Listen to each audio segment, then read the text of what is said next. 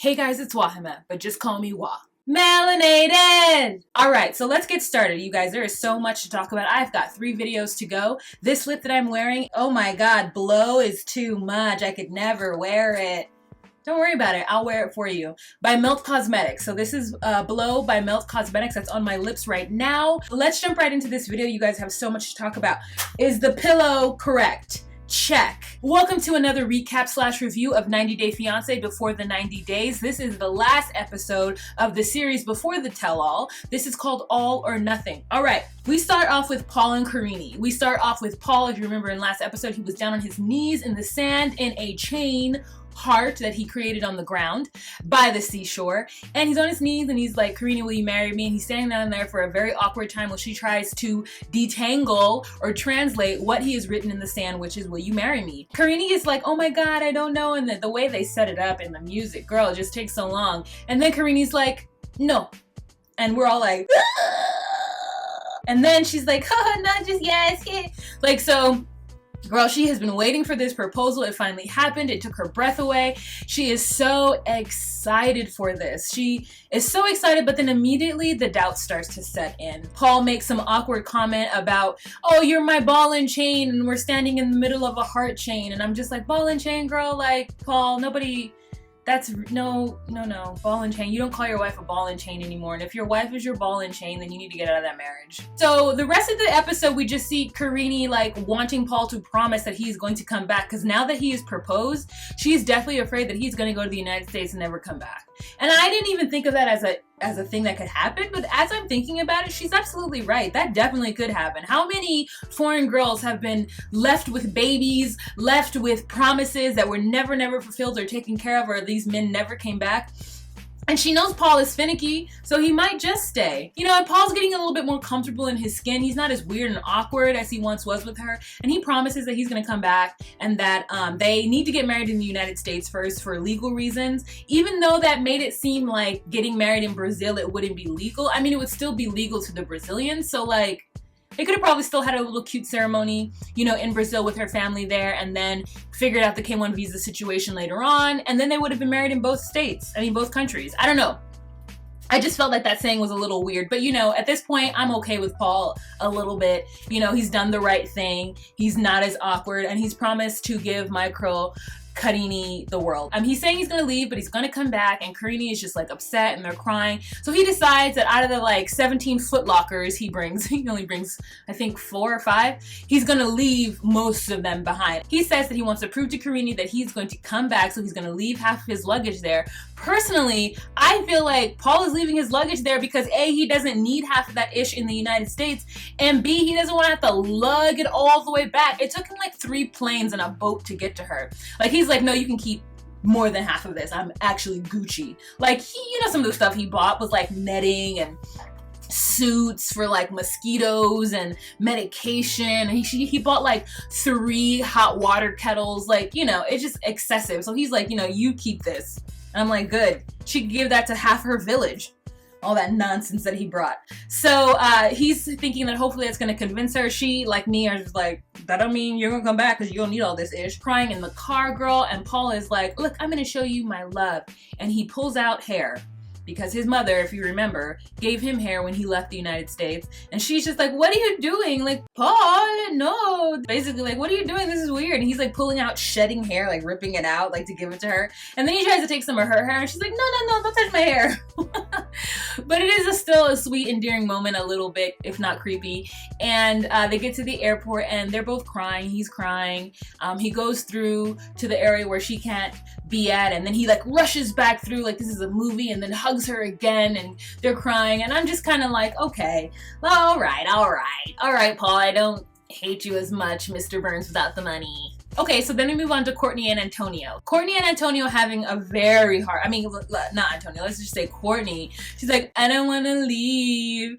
I don't know. I think I'm in love with Antonio. And he's like, Courtney, don't cry. You guys, that's all the reenactments I can do. I'm so sorry, but I gotta get these videos out. And reenactments add like an extra hour to the editing process. I love y'all down, but I don't got the time. Basically, Antonio's trying to make Courtney happy in her last 2 days. They spent so much time arguing arguing that Courtney feels like it was time wasted. She feels like she's desperately in love with Antonio, and she didn't know that she was going to be this hard up for him and was gonna fall in love so deeply, and he's just kind of like, don't cry, it'll be okay. He says that he wants her to remain faithful while she's in Florida, and I don't think that's feasible, and neither does she. She doesn't think that he's gonna stay faithful while he's in Spain.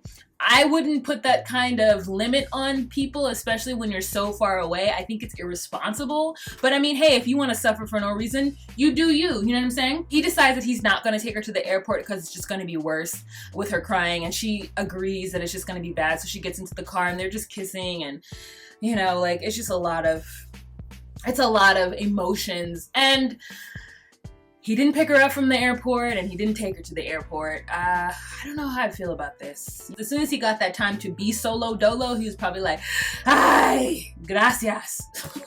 Like, I get to be in my apartment by myself.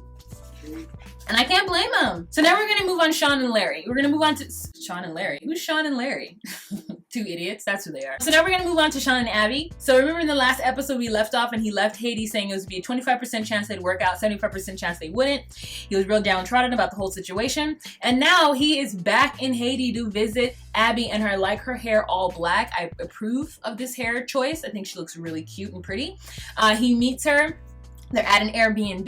He brings all of this luggage in, and girl, he's bought like 3 or 4 luggages filled with products for her. Shoes, handbags, jeans, shirts, all kinds of stuff, all kinds of clothing and stuff that she can sell in her online store. You know, he made some allusion to the fact that she had insisted to bring all these things to Haiti for her to sell back. And so she's really content because, you know, her boo brought her exactly what she needed for their little business venture. I wonder how much she gives him in money.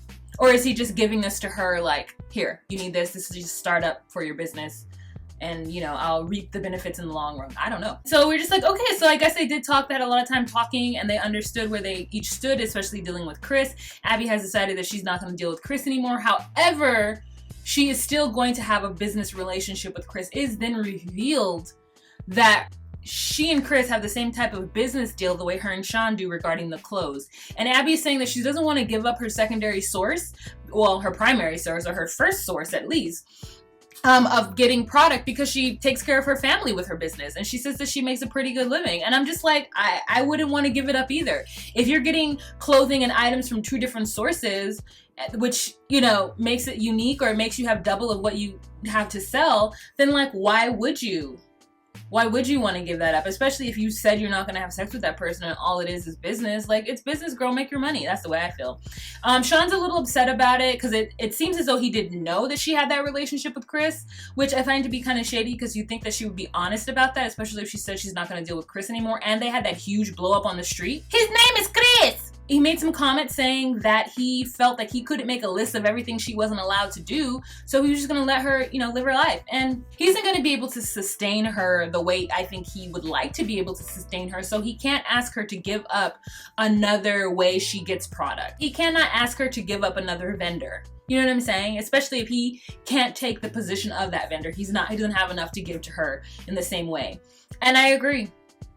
All right, so then we move on to Darcey and Jesse, and Darcey is packing up his apartment and they're having conversation, reminiscing. It's been 6 weeks. She's saying she's gonna miss him. Jesse says, oh, remember when you came here with all your junk? Again, there goes Jesse. I don't think he respects Darcey. And they're both crying at the airport. Darcey goes into an ugly cry at the airport.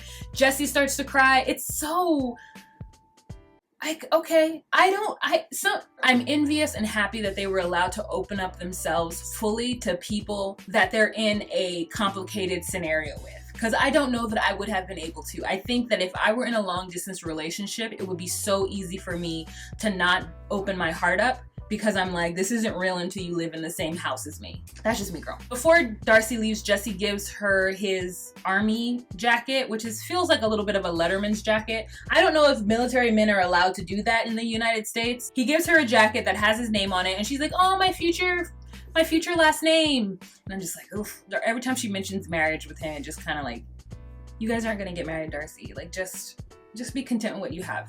But they do leave on a great note, and I'm happy that he was crying because I feel like it validated her feelings towards him. And it also let us see that maybe he is nicer to her when the cameras are off, because when the cameras are on, it just feels like he's very belittling to her. And then last couple we have is Jenny and Larry. I'm gonna be honest, I don't remember what happened to them. I watched the episode again today, but I was downstairs while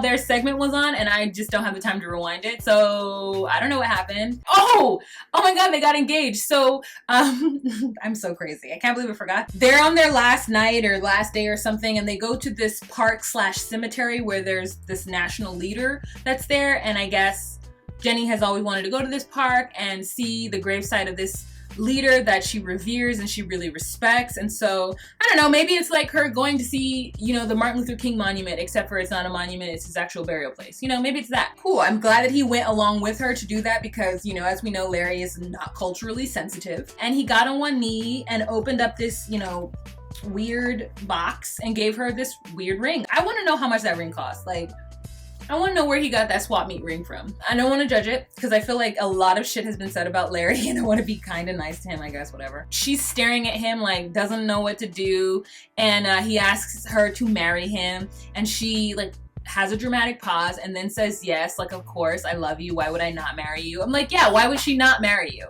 I love Jenny. I love that she is going to be able to run the hell right over Larry, because he's holding the umbrella while they're walking around the park.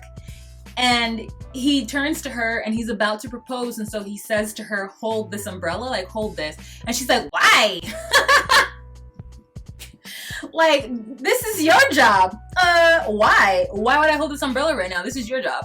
And he gets down on his knees and she's just looking at him like, what are you doing? And then finally he says, like, you know, he pulls out the ring and is like, well, you married me. And she's like, what do women think when men get on their knees? Like, maybe, I don't know, I've never been proposed to, so like I have no idea, but I think my mind would automatically go to either, are you tying your shoe? Can I help you? Or like, what are you doing?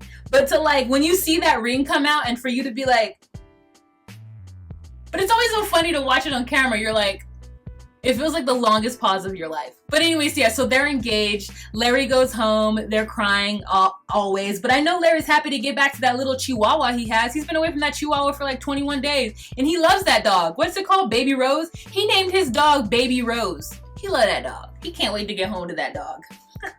And McDonald's. Would you like fries with that? No shade to McDonald's workers. It's hard, honest work. Okay, you guys, so that is it for this episode of 90 Day Fiancé before the 90 days, all or nothing. Now we know where all of the couples stand. The next video that I'm gonna have for you guys is the tell-all, because I did watch it. And then after that, the next video I'm gonna have is 90 Day Fiancé, the regular season 5.